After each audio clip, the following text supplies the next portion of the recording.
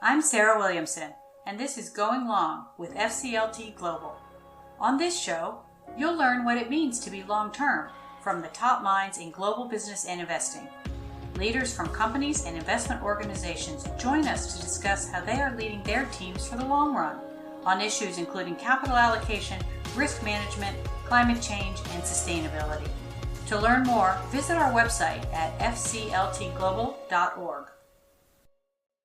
So welcome, Bill. Thank you so much for joining us today for the FCLT Global podcast Going Long. It's great to have you here. Well, it's great to be here, Sarah, and thanks for the invite. All right. So as introduction, Bill Thomas is KPMG's Global Chairman and CEO, and he was previously the chairman of KPMG's Americas region and Chief Executive Officer and Senior Partner of KPMG in Canada.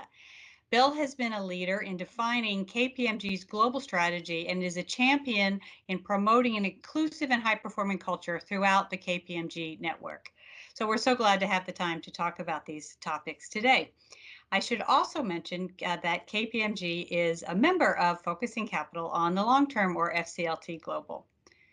So in recent discussions I know you've had with CEOs, you have found that many of them are saying that their main objective is not just shareholder value, but they're talking about a broader, more purpose-driven approach to focusing on multiple stakeholders. Why do you think we're seeing this shift right now? And do you think it's an effect of the COVID pandemic or something else? Well, I think it's a combination of a few things, but certainly the pandemic has accelerated it. Sarah, every person, every business, every country has somehow been impacted by the pandemic. And, as we see, because we're in 152 countries, they're all at different stages. So the consistency is the uncertainty is unparalleled. And until there's a cure for the health crisis, this is kind of our future. So CEOs, they've never led through something like this before, and there's no playbook. So it's forced executives to act decisively. And we've done a recent survey. It was actually a really interesting survey that sort of talked to CEOs about exactly what they saw. And can you tell us a little bit more about the survey? What did you learn from that? What did they tell you that they're most worried about right now? Yeah, well, it's interesting, and every year we interview like hundreds, if not thousands, of CEOs, the world's largest companies, and normally, Sarah, we do it in January, and we publish the results in June. But this year, the world changes in February and March, and almost overnight due to the pandemic. So rather than publish what we knew was going to be outdated info, we went back to those CEOs in July and August and said, how have things changed? And we published those results last month. So we always, when we do this survey, we measure CEOs' confidence in the future, and we kind of look at the strategies and the concerns that they have. But this year, what we got to see was how those have been impacted by the pandemic. And I will tell you, it was fascinating. So given the uncertainty that the pandemic caused, like it comes as no surprise that most of the CEOs that we talk to feel less confident in the broader global economy. A third of them certainly feel that the growth prospects around the world are less than what they did at the start of the year.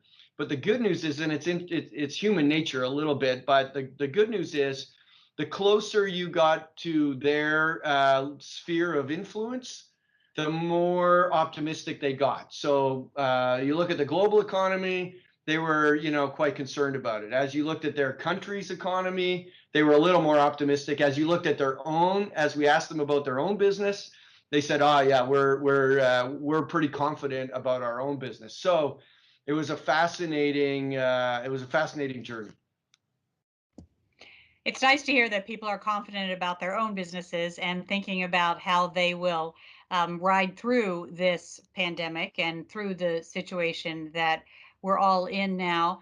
As people have thought about their own workforces as they've gone through this, clearly the first reaction I think from many businesses was, is our workforce safe? Do we know where they are, and are they healthy? And then as we've gone through this, there's been other questions about how do we switch the way that we work? How do we work from home? When are we coming back to the office? Are we coming back to the office? All of those sorts of things. But how do you think about the workforce and recruiting new workers changing as a result of this pandemic and going forward? Yeah, well, it's a great question, and certainly what we saw was talent, and the whole kind of concept of talent that was last on the list of risks identified by CEOs in January when we first surveyed them, and by the time we got to July and August, it was number one. So it had gone from number 11 of identified risks to number one, and it was pretty much all aspects of talent. You talked about recruiting, but it was all aspects. So it was, what do our people do? How do they do it? Where do they do it? Why do they do it? And pretty much everything was on the table there. So if you think about some of the stats, I'll give you some of the stats out of the survey because that'll help. So 66% of the companies we surveyed said they got to change their comp models. 70% of them said they were redesigning office space, expanding work from home.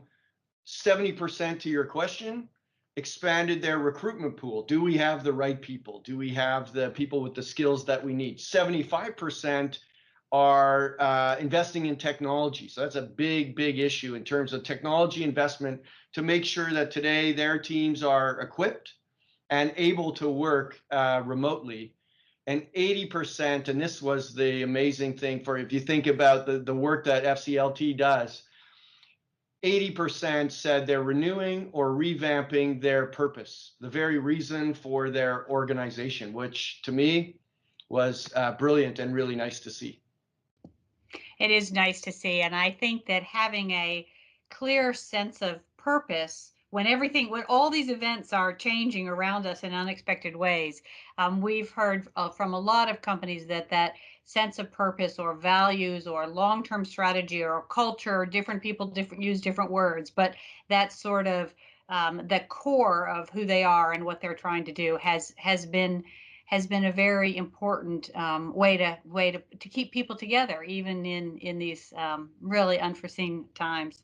Right. So in terms of the technology, we've all, we're talking today on a video call. We none of us have been on airplanes and doing the things we used to do. How much of that do you think is going to stay? If we look into the future, obviously your business is one where you work very closely with clients. Does it work to be digital? Is it, or are you, itching to get back to face to face and handshakes? How do you think about that?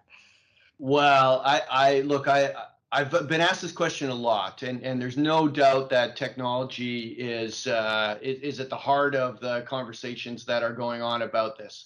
And what I would say is this, Sarah. There are, I would liken it to, we're never going to go back to the way it was, but I don't think that the way that we're operating today is the new normal either. So I think some hybrid environment is where we're headed. And I can tell you the CEOs in our survey, that's what they see as well. So they're all focused on digital transformation. 80% of them have seen digital transformation accelerate in the wake of the pandemic, and 30% of them are sort of stating that this progress has put them years ahead of where they otherwise would be. So that whole kind of concept of don't ever let a good crisis go to waste. There are a lot of organizations around the world that are taking full advantage of that. I mean, and we've seen it frankly in the responses to the pandemic. So remote medical diagnosis, contact tracing, contactless commerce, cashless payments, virtual meetings, as you described, remote work. I mean, you name it. Imagine if this had happened 10 years ago. I mean, I can tell you, if you think about the investment being made in technology, CEOs, they're investing heavily in in these technologies, because what they want is to reap the gains that they've witnessed. So if you have figured out how to achieve a very productive workforce in a remote environment, then you want to get the benefit of that. But to your point, that doesn't replace the face to face. That doesn't replace the need to engage, to innovate, to work together, to solve problems. Like, our organization needs interaction with each other. It needs interaction with our clients, with our stakeholders, with our communities to be successful. I think most, if not all, organizations need that in some form, but it's probably not what it was, and it won't be what it is today. That would be my guess. Yeah.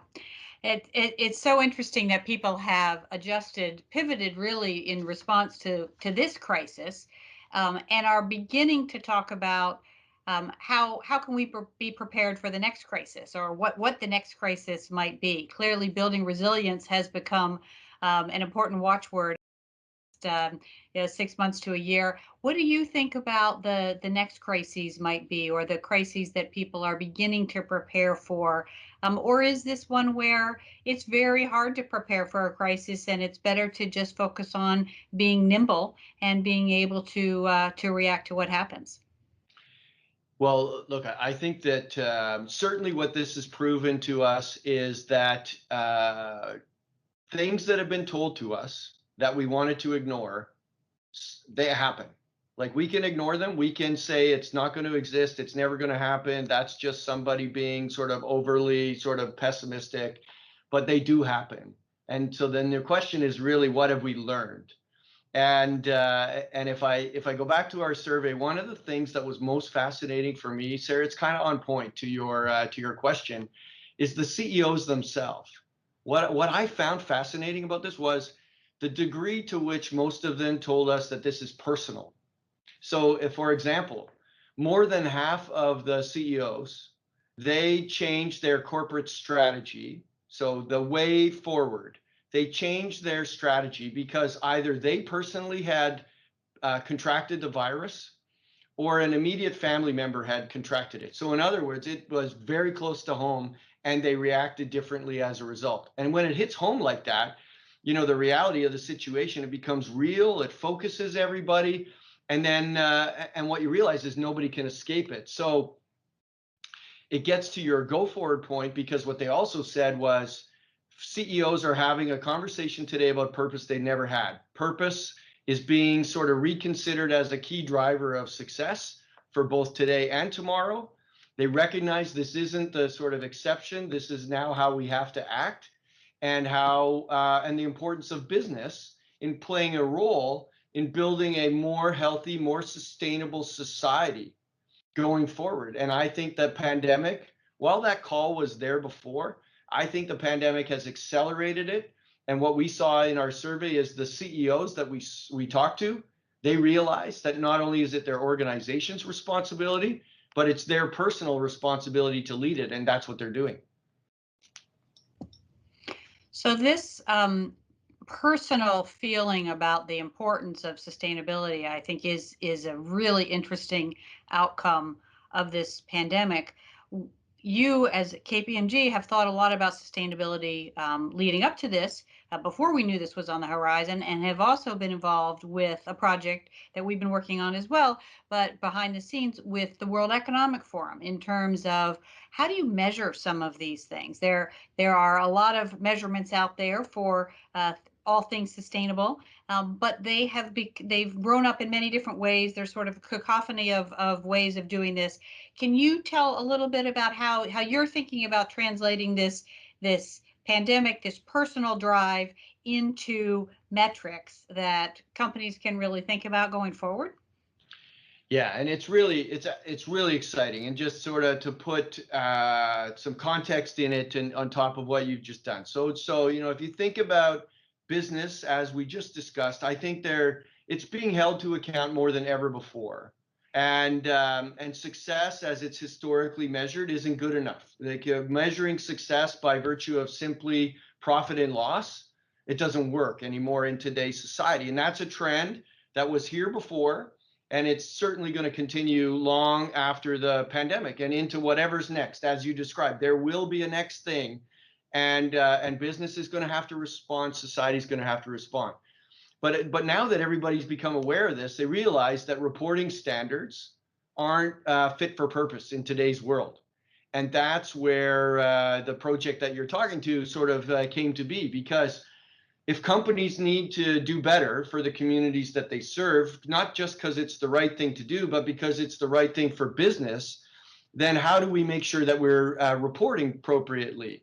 And that's where, we worked with the International Business Council of the World Economic Forum. We worked with Bank of America and the other big four firms. So it's not a proprietary thing. It's very much this is right for society, and this we have to work together, all of us. So the big four firms around the world. What we did was we put together these sort of universal industry agnostic ESG metrics. And we didn't make them up. We got them from the various frameworks that you referred to. So the idea wasn't to build a new set of metrics and have it just be the next thing. The idea was to say, can we come up with a set that people will start to report against, that will that as I said, it's not industry based, it's agnostic, and it's effectively endorsed and encouraged, and the reporting of it comes from the largest companies in the world. And that's the reason why we worked with the International Business Council. And the good news is there's some great momentum building around this, and there needs to be, because it's a huge need and a huge project. But 85% of the corporates that we talked to agreed that reporting on a set of metrics like this would be useful for their company. 65% said they're willing to report on those metrics in their annual report.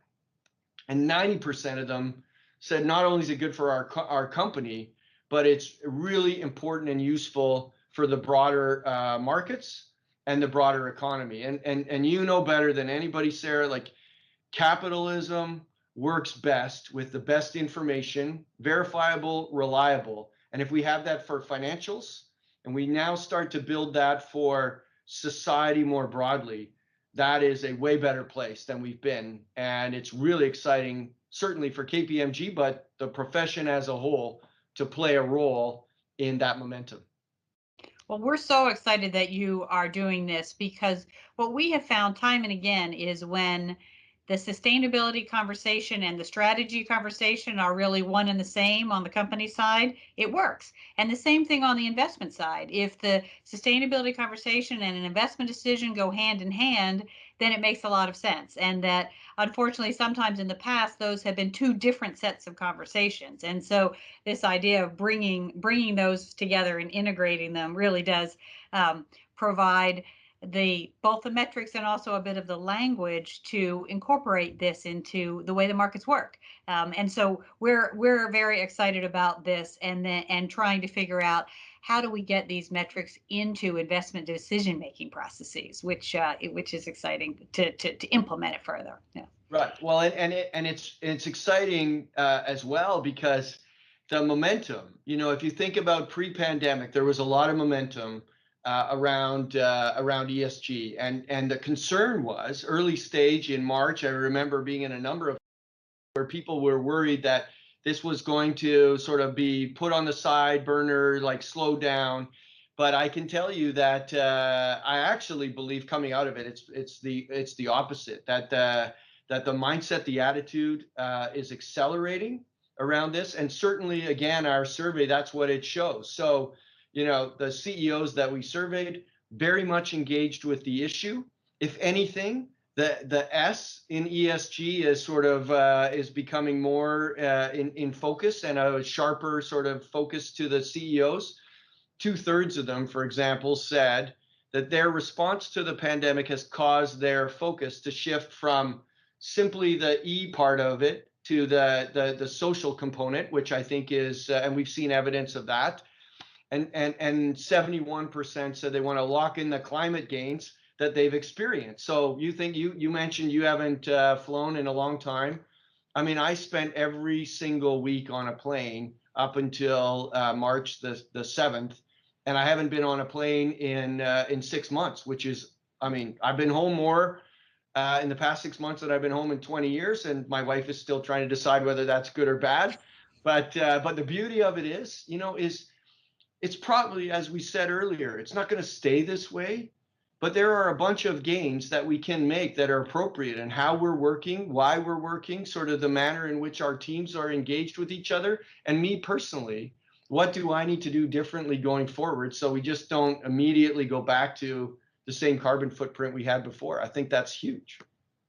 And I think that the way you all have set this up in terms of thinking about principles of governance and people and planet and prosperity, it's a nice combination, because I think sometimes you're right, something goes forward, the E goes forward, the S goes forward, whatever it may be, but that over long periods of time, of course, you've got to have all of those things. You've got to have good governance. You've got to have great thoughts about people. You've got to have a healthy planet, and we've got to have prosperity that underlies it all. Right. So that's really exciting. Right. Um, is there anything else that you think that KPMG is doing that you'd like to share that really is driving long-term thinking? Well, it's interesting because we did talk, we touched on a little bit about talent and technology, and I will say, for us, Sarah, as you can appreciate, like we've talked a lot about business more broadly, but for us, it hasn't been any different.